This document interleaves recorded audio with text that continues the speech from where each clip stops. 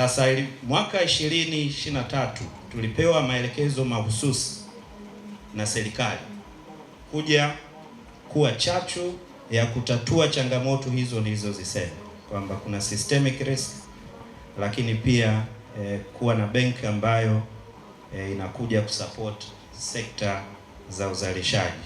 Kwa maana hiyo basi tulilazimika kuhuisha mpango mkakati wetu wa miaka mitano, kwa sababu ule uliokuwepo ulikuwa hauwezi kutufikisha kule serikali inapopatarajia.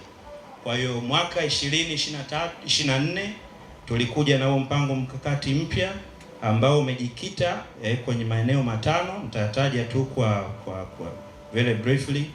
Moja, ni kubadilisha mizani ya benki yetu. Benki yetu sote mnajua ilikuwa ni benki ambayo ina support zaidi individuals, watumishi wa serikali, lakini na wastaafu. Kwa hiyo maana yake tulikuwa na support zaidi consumption sector. Zaidi ya 80% ya mikopo yetu ilikuwa ni hii mikopo ya watumishi na wastaafu. Kwa tukaona basi katika ile nia ya kuhakikisha kwamba tuna spread systemic risk, lakini tunachochea pia maendeleo ya wananchi wetu, tukaja na huu mpango sasa wa kubadilisha mizani ya benki yetu na kuanza kuwekeza zaidi kwenye sekta za uzalishaji, na sana sana tukijikita kwa wafanyabiashara wadogo na wakati, kwa sababu hii ni sekta muhimu sana kwa maendeleo ya wananchi wetu. Inachangia si chini ya 35% ya GDP yetu, lakini pia katika kila biashara 10 basi 9 ni biashara ndogo ndogo na zakati. Na tukaona tukisupport sekta hii tutakuwa tunatengeneza nafasi za ajira, lakini pia tunapanua wigo wa serikali wa kukusanya mapato, pesa ambazo zinaenda moja kwa moja kuchochea maendeleo ya wananchi wetu. Namba 2, tukasema tufanye uwekezaji wa kutosha kwenye maeneo ya teknolojia, na hii sasa ni kupanua wigo wa upatikanaji wa huduma zetu, lakini kushusha gharama za kumhudumia mteja, lakini na kutumia teknolojia kuongeza tija kwa benki yetu. Namba 3, kwa sababu tunafanya uwekezaji mkubwa sasa kwenye hii sekta ya SMEs, kwenye masuala ya teknolojia, inakuja na inherent risks. Kwenye teknolojia kuna cyber risks, kwenye mikopo pia kuna credit risk. Kwa hiyo ili tuweze kuendesha biashara ambayo ni sustainable, tumefanya pia uwekezaji wa kutosha kwenye maeneo ya management ya viashiria hatarishi. Namba 4, benki kwa sababu ina miaka 100 sasa na imepitia phases mbalimbali, tukaona ni muhimu pia kuwekeza kwenye maeneo ya chapa brand, ili watu waweze kuelewa benki tunatoka wapi, tuko wapi na tunaelekea wapi na nini TCB stands for. Na mwisho lakini sio kwa umuhimu, unaweza ukawa na mifumo mizuri, system nzuri, lakini usipokuwa na wafanyakazi ambao wana motisha hawezi kufikia hayo malengo. Kwa hiyo rasilimali watu ni asset kubwa kuliko zote, na kuna milestones mbalimbali ambazo tunazi implement ili tuweze kufikia malengo ambayo serikali imetupa. Sasa tulianza huu utekelezaji mwaka jana. Sasa je, nini matokeo ya mabadiliko haya ambayo tunafanya pale TCB? Kwa mwaka 2024 mali za benki ziliongezeka madhubuti kwa 25% kutoka trilioni 1.4 mpaka trilioni 1.7. Mwaka huu mpaka mwezi wa 7 benki yetu imefanikiwa kukuza jumla ya mali kwa 19% kutoka trilioni 1.7 hadi trilioni 2.1 mpaka mwisho wa mwezi wa 8. Ukuaji huu mkubwa, ukuaji huu ni mkubwa kuliko wastani wa ukuaji wa mabenki 14 makubwa hapa nchini ambayo yana mali ya zaidi ya trilioni 1.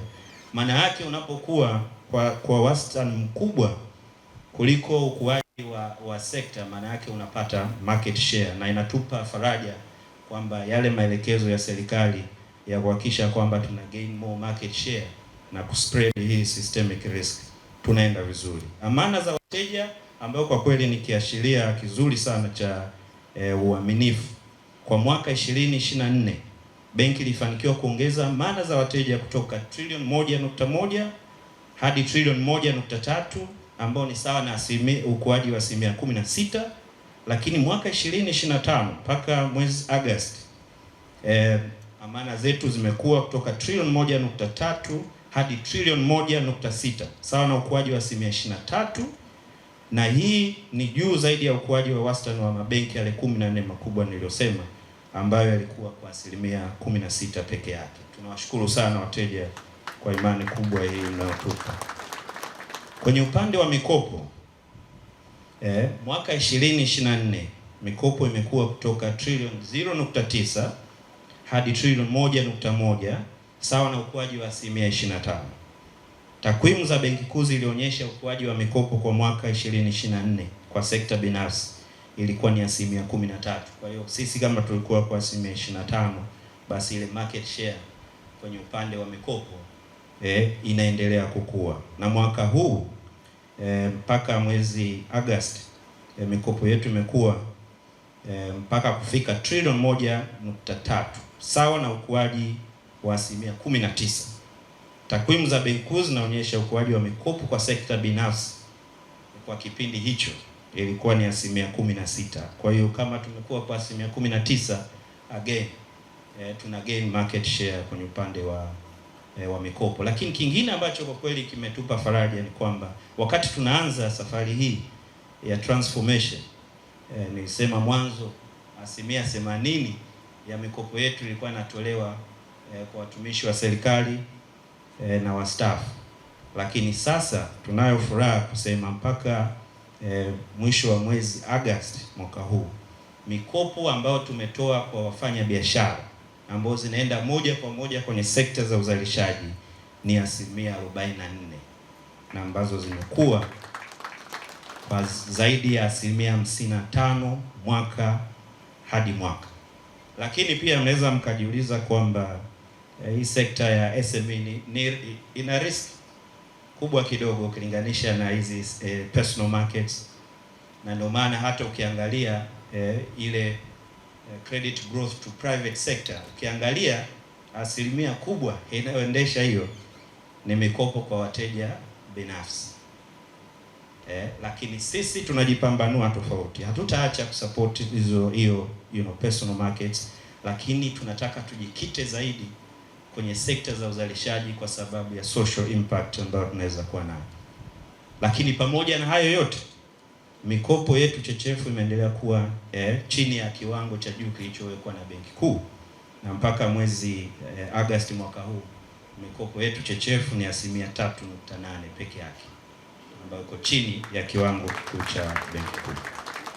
Lakini pia mwekezaji au mwenye hisa anataka apate return. Je, ufanisi na faida kwa benki yetu ikoje? Mwaka 2024 benki yetu ilitengeneza faida ya kabla ya kodi ya bilioni 44. Sasa hii ukilinganisha na mwaka mmoja kabla hatujaanza haya mageuzi tulikula hasara ya bilioni 44. Kwa hiyo tulitoka kule kwenye hasara, sasa tuko kwenye faida ya bilioni 44.4. Na kwa kweli mwaka huu baada ya miaka mingi tumetoa gawio kwa serikali na wenye hisa bilioni 5. Kwa hiyo tunaamini, ndugu naibu katibu mkuu, tutaboresha zaidi kwa miaka inayokuja, muendelee kutupa support. Lakini kwa mwaka huu mpaka mwezi Agosti benki imetengeneza faida ya bilioni 33 kabla ya kodi. Maana yake kwa mwendelezo huu mwaka huu tutapata faida ya zaidi ya bilioni 50. Lakini pia mwekezaji au mwenye hisa anataka aone ule uwekezaji wake aliyofanya kwenye benki hii unatija. Kwa mwaka jana kiwango cha faida kwa mtaji wa hisa, yani ROE, ilikuwa ni 21%, ambayo pia ni very very attractive. Na I'm sure Tiara lakini na naibu katibu mkuu mnafurahia uwekezaji wa serikali kwa sababu unatupa return nzuri. Sasa naomba nishukuru sana serikali chini ya uongozi madhubuti wa Mheshimiwa Dr. Samia Suluhu Hassan mwaka 2023 baada ya kumaliza kufanya ile consolidation, serikali ilitupa mtaji wa bilioni 131, na lazima nikiri mtaji ule umejenga kwa kweli msingi imara wa performance hii ambayo mnaiona.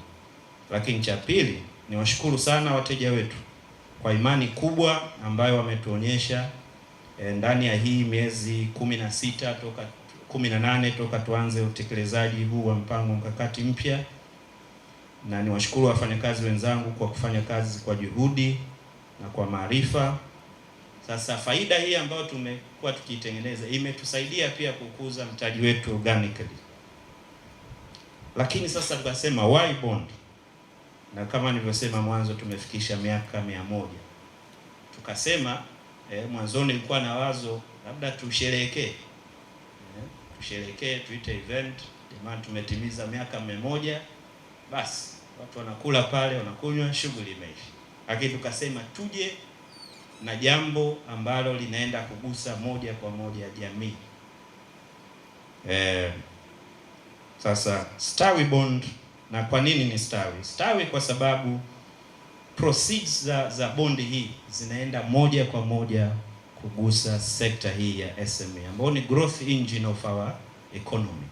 Kwa maana yake tukisupport hiyo, the social economic impact itakuwa ni nzuri sana, na ndio maana nasema mje tuweze kustawi pamoja, hence Stawi Bond. Kwa hiyo nawakaribisha sana ndugu zangu.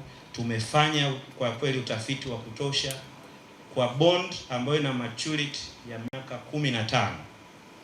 Hii ndio the most attractive bond in terms of returns. Kwa hiyo tunawakaribisha sana.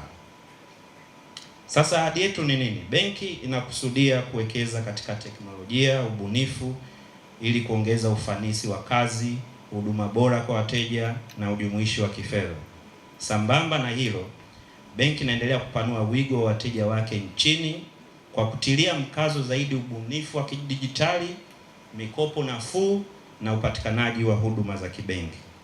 Mabibi na mabwana, tuna imani kuwa Stawi Bond itaimarisha uwezo wetu wa kutekeleza jukumu letu na kufungua fursa zitakazoigusa jamii yetu. Kwa wawekezaji wetu watarajiwa, hati fungani hii inatoa faida thabiti na fursa ya kuchangia katika ujenzi imara wa taifa letu.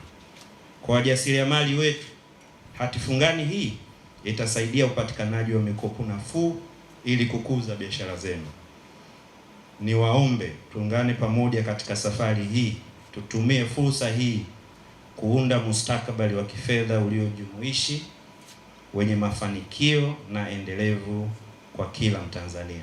Mabibi na mabwana, hebu tuchukue fursa hii kuwapongeza TCB kwa hatua hii ya kishujaa kuwa mstari wa mbele kutafuta ufumbuzi makini wa changamoto tulizonazo. Kupitia hati fungani ya Stawi, TCB itaongeza uwezo wake wa kutoa mikopo ya muda mfupi na mrefu na katika kundi ile ambalo limelengwa, na hivyo kuhakikisha kwamba wajasiriamali wanapata mikopo nafuu itakayowawezesha kustawi. Uzinduzi wa Stawi Bond wa benki ya TCB ni hatua muhimu inayounga mkono dhamira ya serikali kupitia Wizara ya Fedha ya kupanua masoko ya mitaji nchini. Hati fungani hii sio tu ni chombo cha kifedha cha kuwekeza, bali pia ni njia ya kuimarisha ushiriki wa wananchi katika uwekezaji wa kitaifa, yani financial inclusion, kupunguza utegemezi wa mikopo ya kigeni na kuongeza mapato ya serikali. Kupitia hatua hii, Wizara ya Fedha inaona mchango mkubwa katika utekelezaji wa sera zetu za kifedha, hususan kuongeza ushirikishwaji wa kifedha na kukuza uchumi shirikishi. Serikali itaendelea kushirikiana na taasisi za kifedha kuhakikisha bidhaa kama hizi zinaendelea kuanzishwa na kufanikisha dira ya taifa ya ukuaji wa uchumi endelevu. Mabibi na mabwana, Wizara ya Fedha ina dhamana ya kusimamia sera za fedha na uchumi nchini. Moja ya malengo makuu ya sera hizo ni kupunguza utegemezi wa mikopo ya gharama kubwa kutoka nje na kuimarisha ushiriki wa wananchi katika kugharamia maendeleo ya nchi yao kupitia uwekezaji wa ndani. Nasi katika kusimamia uchumi huu kuna masuala ambayo tumeyaona ndani ya wizara, lakini pia ndani ya serikali ambayo yanahitaji address ya masuala haya, na nitasema hili ambalo tunalifanya leo ni mojawapo ya tiba ya kile ambacho tumekiona kwenye uchumi wetu. Bado uchumi wetu una kiwango kikubwa cha sekta ambayo sio rasmi. Wengi wa wajasiriamali, wengine wamesajiliwa, lakini hawaenendi kwa njia ambayo itawafanya wawe rasmi, lakini wengi hawajasajiliwa kabisa.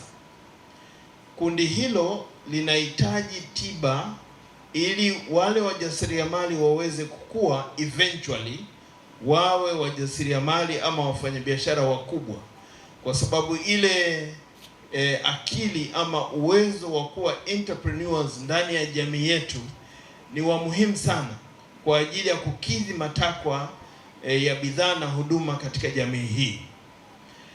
Lakini pia uchumi wetu una haja ya kuikuza hiyo private sector, kwa sababu bado ni ndogo, bado ni changa. Ipo haja ya kuikuza hiyo private sector ili iweze kukua na kuwa makampuni makubwa hapo baadaye. Uzoefu wetu unaonyesha kwamba hata namna ambavyo wajasiriamali hawa wanashiriki kwenye shughuli mbalimbali za kiuchumi, bado wanashiriki kwa kiwango kidogo. Na kwa hiyo ili waweze kushiriki zaidi, iwe ni kwenye miradi ambayo serikali inaitoa, ama iwe ni kwenye shughuli mbalimbali za kiuchumi, fursa mbalimbali, basi wanapaswa kukua, kuweza kuzi-exploit hizo fursa na hatimaye basi watoe mbinu za utoaji na matumizi ya fedha. Na kuwa proactive kama hivi ni jambo ambalo linatia moyo sana. Bila kusahau utoaji wa elimu ya fedha kwa umma kwa kushirikiana na taasisi za fedha ili kuwaelimisha wajasiriamali kuhusu matumizi sahihi ya hati fungani na faida zake. Serikali itaendelea kuziunga mkono taasisi za kifedha kote nchini ili ziweze kutafuta njia mbadala za kuziwezesha na ili kukuza mitaji na pia ziweze kuhudumia wananchi kwa ufanisi mijini na vijijini.